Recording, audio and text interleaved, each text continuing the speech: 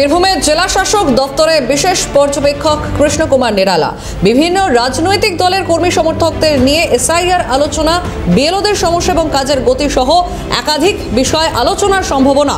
তৃণমূল কর্মীদের সঙ্গে বৈঠক করেন কমিশনের বিশেষ পর্যবেক্ষক। ফোন লাইনে রয়েছেন ভোলানাথ। ভোলা, ইতিমধ্যে বীরভূমের জেলা শাসক দপ্তরে বিশেষ পর্যবেক্ষক কৃষ্ণ কুমার নিরালা কিন্তু কৃষ্ণ কুমার নিরালা বিশেষ পর্যবেক্ষক, তিনি কিন্তু রাজনৈতিক যে দল তাদের সঙ্গে কিন্তু কথা বলেছে এবং বিশেষ করে তৃণমূল এবং বিজেপি তাদের যে অভিযোগ বা তাদের যে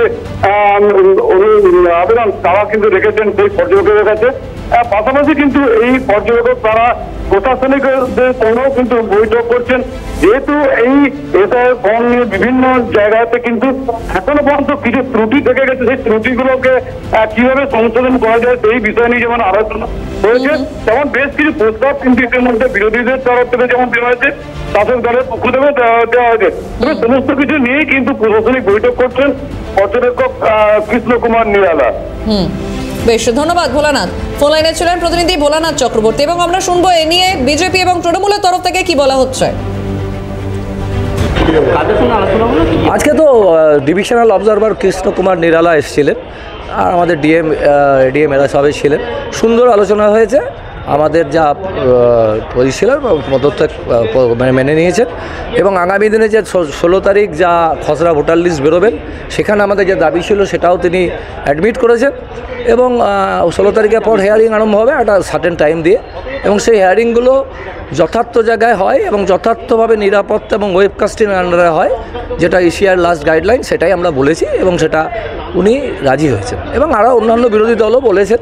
তো সবটাই মোটামুটি একটা গ্রহণযোগ্য জায়গায় ছিল। বীরভূম জেলায় দেখা যাচ্ছে 11টা বিধানসভাতে কম বেশি 20 থেকে 25,000 ভোটার আছে, এমন ভোটার আছে যারা 2002-এর নাম আছে, 2025-এ ইয়ে পেয়েছে জেনুইন ভোটার। বিএলও অ্যাপসে তার নাম নেই, নির্বাচন কমিশনের অ্যাপসে তার নাম নেই। তাহলে এটা তো ভোটারের দোষ নয়, এটা তো নির্বাচন কমিশনের ভুল। উনি সেটা আজকে আশ্বস্ত করলেন না ওনারা বাদ যাবে না, ওদিকে হিয়ারিংয়ের টাকাটা ওনাদের ঠিক নয়। ডিসেন্ট্রালাইজড করতে হবে। ডিসেন্ট্রালাইজ মানে হিয়ারিংটা যখন হবে পঞ্চায়েত লেভেল হোক, কোনো ভালো স্কুলে হোক, যতটা পারা যায় মানুষের কাছে গিয়ে, বুথের কাছে গিয়ে মানুষকে এই হিয়ারিংটাতে অংশগ্রহণ করতে হবে। হিয়ারিংটা ওখানে গিয়েই করতে হবে। 16 তারিখে যে ড্রাফট ভোটার লিস্ট যেটা বেরোবে, যে লিস্টটা বেরোবে সেই লিস্টটা যেন বিএলও2দেরকে যেন বুথেই হ্যান্ড ওভার করে দেয়। 24 ঘন্টার মধ্যেই যারা বুথের মানুষ জেনে যাচ্ছে ভোটার লিস্টে তার স্ট্যাটাসটা কী আছে, এটা আমাদের ডিমান্ড ছিল।